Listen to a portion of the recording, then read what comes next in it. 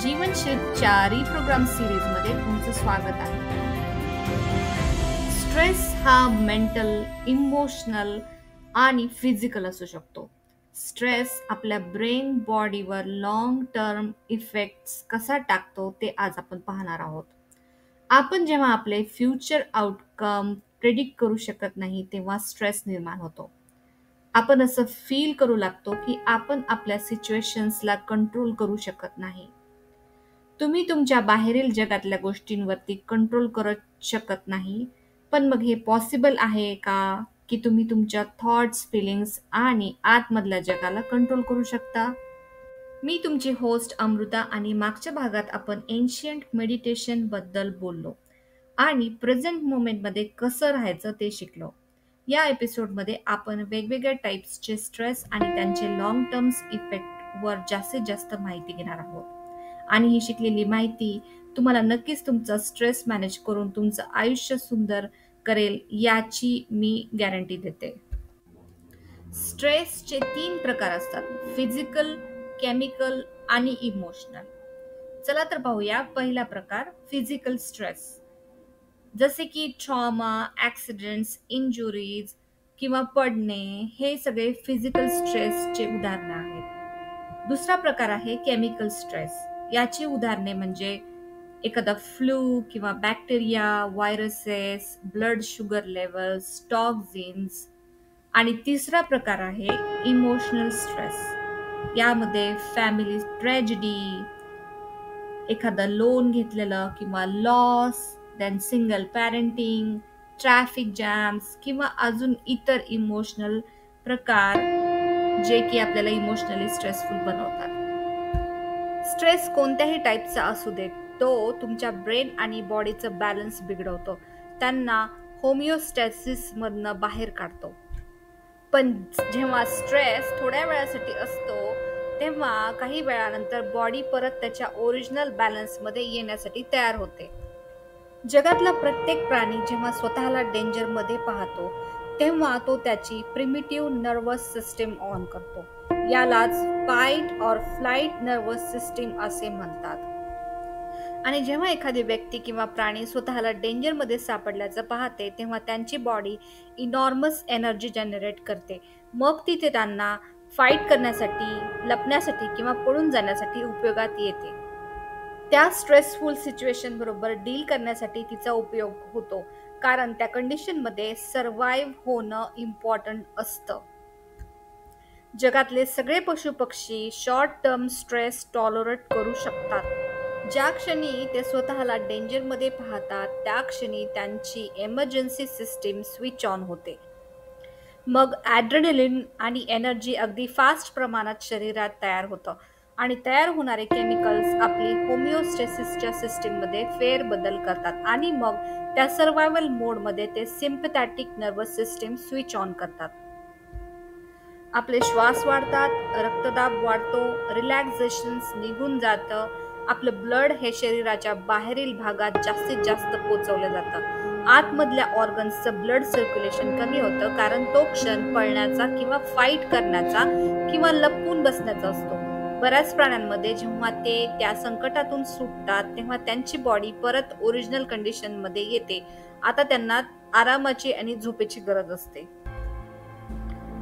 Just imagine करा की T-rex dinosaur तुमचा पाठलाग करताय, तुम्ही पळताय आणि तुमची प्रिमिटिव्ह नर्वस सिस्टीम ऑन झालेली आहे. थोड्या वेळासाठी हे ठीक आहे, पण आता तुम्ही एका केव्हमध्ये बसलेला आहे आणि तो टी-रेक्स सुद्धा तुमची वाट पाहत त्या केव्हच्या बाहेर बसलेला आहे. मग आता तुमची स्ट्रेस रिस्पॉन्स करण्याची क्षमता वाढते. आता समजा तुम्ही टी-रेक्सच्या जागी तुमच्या बॉसला किंवा तुमच्या न आवडणाऱ्या व्यक्तीला इमॅजिन करा. ते रोजच असतील तुमच्या आयुष्यात, पण जर मग तुम्ही ह्या स्ट्रेसच्या सिस्टीमला ऑफ करू शकला नाही तर मग मात्र ती रोगांच्या स्वरूपात बदलते. कारण जगातला कोणताही प्राणी वर्षानुवर्ष कॉन्स्टंट स्ट्रेसमध्ये राहू शकत नाही. जेव्हा तुम्ही तुमची सर्व एनर्जी बाहेरील जगासोबत फाईट करण्यासाठी खर्च करता तेव्हा तुमच्या इनर वर्ल्डसाठी म्हणजेच ग्रोथ आणि रिपेअर होण्यासाठी कोणतीही एनर्जी शिल्लक राहत नाही. सिम्पॅथेटिक नर्वस सिस्टीम ही एमर्जन्सीसाठी वापरली जाते आणि पॅरासिम्पॅथेटिक सिस्टीम तुमच्या रिपेअर, रिलॅक्सेशन आणि मेटाबॉलिझमसाठी वापरली जाते. जेव्हा तुम्ही खूप स्ट्रेसमध्ये असता तेव्हा तुमची बॉडी त्या स्ट्रेस हार्मोन्सची ॲडिक्ट बनते, कारण शरीराला स्ट्रेस हार्मोन्सची जास्तीत जास्त गरज वाटायला लागते आणि मग ड्रग ॲडिक्ट झाल्यासारखं आपण bad job, bad relationship, problems यांची अनकॉन्शियसली अपेक्षा करत राहतो. आपल्या प्रॉब्लेम्सची आपल्याला गरज वाटू लागते, कारण आपल्याला ॲड्रेनलाईनची सवय झालेली असते आणि मग लोक त्यांच्या न आवडणाऱ्या लाईफचे ते ॲडिक्ट बनतात. मागच्याच भागात आपण पाहिलेलं की निओकॉर्टेक्स म्हणजेच ब्रेनचा पुढचा भाग आपण आपल्या विचारांना जास्तीत जास्त रिअलिस्टिक बनवण्यासाठी वापरतो. जेव्हा लोक त्यांच्या प्रॉब्लेम्स बद्दल विचार करायला लागतात तेव्हा ते त्यांचा स्ट्रेस रिस्पॉन्स फक्त विचार करून सुद्धा चालू करायला शिकतात. म्हणजेच ते इतके रिअलिस्टिकली ते प्रॉब्लेम्स विचार करायला लागतात की त्यांना ते सगळं काही रिअल वाटायला लागतं. हे स्ट्रेस केमिकल्स प्रचंड प्रमाणात ॲडिक्टिव्ह असतात, म्हणूनच आपण आपल्या विचारांचे ॲडिक्ट होऊ लागतो. रिसर्च सांगतो की लॉंग टर्म स्ट्रेस सिच्युएशनमध्ये आपले जेनेटिक्स सुद्धा बदलतात आणि रोग किंवा व्याधी उत्पन्न होतात. याचाच अर्थ तुमचे विचार तुम्हाला आजारी करतात आणि जगातले जास्तीत जास्त आजार इम्युन सिस्टीम सप्रेस झाल्यामुळे होतात. यालाच इम्युन मेडिएटेड डिसीजेस असे म्हणतात. Cancers, MS, lupus, arthritis, food allergies, food sensitivities हे सगळी याची उदाहरणे आहेत. आता मला एक प्रश्न विचारावा असा वाटतोय, जर आपले वाईट विचार आपल्याला आजारी करत असतील तर मग चांगले विचार आपले आजार सुद्धा बरे करू शकतील का? काय वाटतं तुम्हाला? डॉक्टर जो डिस्पेन्झा यांच्या टीमने एक रिसर्च केला. त्यांनी 117 लोक चूज केले आणि त्यांचे कॉर्टिझोल लेवल, जे की स्ट्रेस हार्मोन्स आहे, त्यांचे लेवल्स चेक केले. अजून एक हार्मोन ज्याचं नाव IgA म्हणजेच इम्युनोग्लोब्युलिन A याचे लेवल्स पण चेक केले. हा हार्मोन बॉडीची डिफेन्स सिस्टीम म्हणजेच रोगप्रतिकारक क्षमता कंट्रोल करतो. जेव्हा कॉर्टिझोल किंवा स्ट्रेस हार्मोन वाढतो तेव्हा इम्युनिटी ढासळते. त्यांनी त्या 117 लोकांना 4 दिवसांच्या मेडिटेशन ट्रेनिंगमध्ये ठेवलं. त्यांना सांगितलं की तुम्ही तुमचे सगळे बॅड इमोशन्स जसे की फिअर, व्हायलन्स, शेम, हेट, फ्रस्ट्रेशन, राग, अग्रेशन, कॉम्पिटिशन हे 4 दिवस सोडून द्या आणि त्या जागी कृतज्ञता, अप्रिसिएशन, काइंडनेस, केअर, लव्ह यांना तुमच्या मनात ठेवा. दिवसातले 10 मिनिट मेडिटेट करा आणि हे सगळे हॅपी इमोशन्स त्यांना फील करत राहा. 4 दिवसानंतर त्यांनी परत टेस्ट घेतल्या. त्यांचे इम्युनिटी हार्मोन्स 50% वाढले आणि कॉर्टिझोल लेवल्स 16% कमी झाले. याचाच अर्थ असा होता की जेव्हा तुम्ही विचार करण्याची, फील करण्याची पद्धत बदलता तेव्हा तुम्ही स्वतःला बदलता, तुमची इम्युनिटी इम्प्रूव्ह करता, तुमच्या शरीरात कोऑर्डिनेशन निर्माण होते. जेव्हा तुम्ही संकटात असता आणि विचार करत असता की कुठे जाऊ, काय करू, तेव्हा तुम्ही वेळेचंही भान ठेवत असता, कारण लवकरात लवकर तुम्हाला त्यातून बाहेर पडायचं असतं. म्हणजेच तुम्ही सर्व लक्ष तुमच्या शरीराकडे, आजूबाजूच्या एन्व्हायरमेंटवर आणि वेळेवर ठेवता. हीच ती 3D रियालिटी. आणि मग तुम्हाला या 3D जगातल्या रूल्स प्रमाणे जगावं लागतं. मग जे काही तुम्ही क्रिएट करता त्याला वेळ लागतो आणि मग जेव्हा लोक ह्या स्ट्रेसच्या काळोखात जगत असतात तेव्हा ते ह्या इनविजिबल फील्ड ऑफ एनर्जी पासून दूर होत असतात, जी की यांच्या शरीराच्या आजूबाजूला असते. ती सतत प्रोटेक्ट करत असते, पण आता ती शक्ती कमी कमी होते. म्हणून मग ते जास्तीत जास्त मॅटर होतात किंवा मटेरियल होतात आणि कमीत कमी एनर्जी राहतात. ते जास्तीत जास्त पार्टिकल्स होतात आणि कमीत कमी वेव्ह फॉर्म्स मध्ये राहतात. नंतर मग हे स्ट्रेस हार्मोन्स आपले पंचेंद्रिय अधिक अलर्ट करतात, म्हणून आपण जास्तीत जास्त मटेरियलिस्टिक बनतो. आपण फक्त एकाच गोष्टीला प्राधान्य देऊ लागतो, ती म्हणजे आपले प्रॉब्लेम्स. म्हणून जेव्हा एखादी व्यक्ती इमर्जन्सी मोडमध्ये असते तेव्हा ती नवीन काहीच क्रिएट करू शकत नाही. त्यांच्यामध्ये प्रगती करण्याचे काही विचारच येत नाहीत किंवा ते प्रगती करू शकत नाहीत. ते फक्त त्या प्रॉब्लेम्सला कुरवाळत बसतात. त्यांना एका जागी बसवत नाही. ते सतत आतल्या आत पळत असतात, सतत काम करत असतात, कारण त्यांना वाटतं की थांबलं की संपलं. ते सर्वांपासून सेपरेट होतात. लाईफ कंट्रोल करण्याची प्रचंड धडपड करतात. ते फ्युचर जास्तीत जास्त प्रेडिक्टेबल आणि कंट्रोल करण्याचा प्रयत्न करतात, कारण अननोन त्यांच्यासाठी भयंकर किंवा भयावह बनतं. त्यांना सगळीकडे कंट्रोल ठेवायचा असतो, म्हणूनच ते सतत वेगवेगळ्या लोकांचा, जागेचा, घटनांचा, प्रॉब्लेम्सचा विचार करू लागतात. त्यामुळे त्यांच्या न्यूरॉन्समध्ये कोऑर्डिनेशन राहत नाही आणि ब्रेन पण नीट काम करू लागत नाही. आणि ह्या सिच्युएशनमध्ये त्यांचा brain highly analytical over focus स्टेटमध्ये असतो. ते नेहमी वर्स्ट केस सिनारिओच्या बेसिसवरती सिलेक्शन करतात आणि त्यासाठी प्रिपेअर पण करतात, कारण सर्वायवल मोडमध्ये प्रिपरेशन असेल तरच जगणे पॉसिबल होते. युजली मेजॉरिटी लोक त्यांच्या वर्स्ट सिच्युएशनसाठी प्रिपेअर राहतात आणि मग वर्स्ट केसची अपेक्षा करतात. मग वर्स्ट सिच्युएशनच त्यांच्याकडे येऊ लागतात.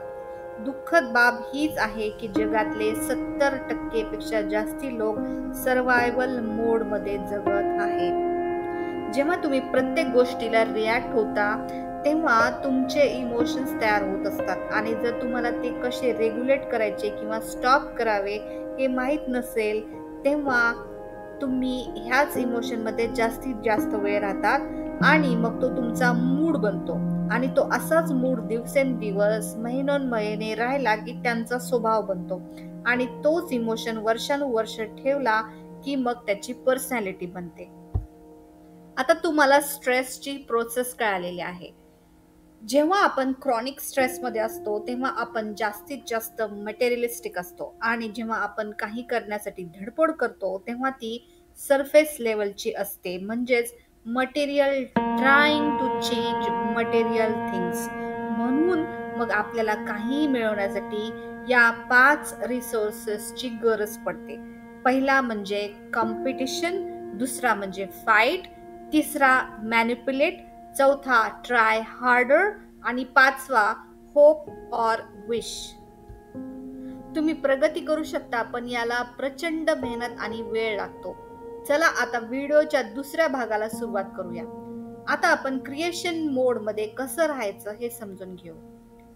लिव्हिंग इन क्रिएशन हे लिव्हिंग इन सर्वायवल पेक्षा एक्झॅक्ट अपोजिट आहे. जेव्हा लोक त्यांच्या शरीरावरून, त्यांच्या आयुष्यातील लोकांवरून, त्यांच्या आयुष्यावरून हटवतात ते त्यांच्या पूर्ण आयडेंटिटीला विसरतात.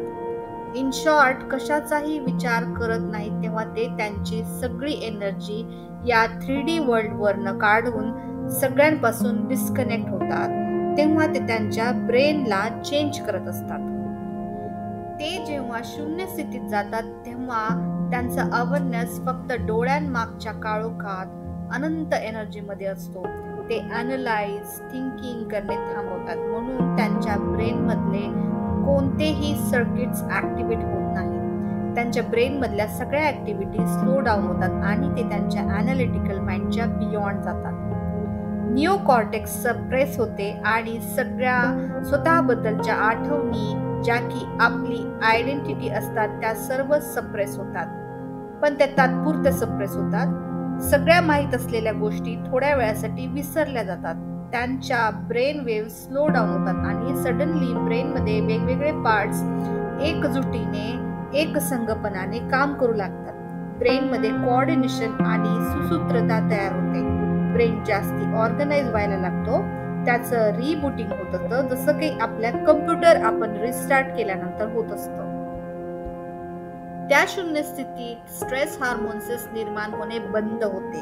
बॉडी जास्तीत जास्त बॅलन्स सुद्धा व्हायला लागते. जेव्हा एखादी व्यक्ती सर्वायवल मोड मध्ये असते तेव्हा त्यांची बॉडी ही ॲनिमल स्टेट मध्ये असते. बॉडी कॉन्ट्रॅक्ट होते, टिश्यूज ब्रेकडाऊन होतात, रोग उत्पन्न होतात, इम्बॅलन्स वाढतं, बॅड इमोशन जसे की फिअर, अँगर, सॅडनेस वाढतो. माणूस सेल्फिश होतं. सगळं लक्ष आजूबाजूच्या एन्व्हायरमेंटकडे, स्वतःच्या बॉडीकडे, टाइमकडे वळतं. कुठलीही एनर्जी राहत नाही. आपण नेहमी एमर्जन्सी मोडमध्ये राहतो. आपला फोकस नॅरो होतो आणि आपण सेपरेट आहोत ही भावना वाढते. आपण आपली रियालिटी अनुभवण्यासाठी आपल्या पंचेंद्रियावरती अवलंबून राहतो. वेगळ्या शब्दात सांगायचं असेल तर आपल्याला जर एखादी गोष्ट दिसत नाही, तिचा स्पर्श होत नाही, वास येत नाही, चव येत नसेल किंवा ऐकू येत नसेल तर ती खरी नाही असे वाटायला लागते. आपण कॉज आणि इफेक्टच्या रूल्स वरती चालतो. आपण आपल्या वातावरणाला बदलायचा प्रयत्न करतो जेणेकरून आपला डिस्कम्फर्ट जरा तरी कमी होईल. आपल्याला कोणत्याही नवीन पॉसिबिलिटीज दिसत नाहीत कारण हा टाइम नवीन काहीतरी क्रिएट करण्यासाठी नसतो. ब्रेन आणि हार्ट यांचं कोऑर्डिनेशन निघून जातं आणि आपण नोन साठी जास्तीत जास्त भुकेले होतो कारण अननोन हे खूप भीतीदायक बनते. या उलट एक्झॅक्ट ऑपोजिट आपण जेव्हा क्रिएटिव्ह स्टेट मध्ये असतो तेव्हा आपण डिवाइन असतो. ब्रेन आणि बॉडी बॅलन्स होते, एनर्जी एक्सपांड होते, रिलीफ सुद्धा होते, बॉडी मधल्या टिश्यूज रिपेअर होतात, इम्युनिटी वाढते, हेल्थ चांगली होते, सुसूत्रता निर्माण होते, बॉडीमध्ये जनरेशन होते. चांगले इमोशन्स जसे की प्रेम, आनंद, उत्साह, विश्वास, माहिती असणे, कृतज्ञता असणे हे गोष्टी वाढतात. शरीराची वाढ होते, रिपेअर होते, स्वार्थीपणा जातो, समाजासाठी काहीतरी चांगलं करण्याची वृत्ती वाढते, भीती कमी होते आणि आपला फोकस ब्रॉड होतो.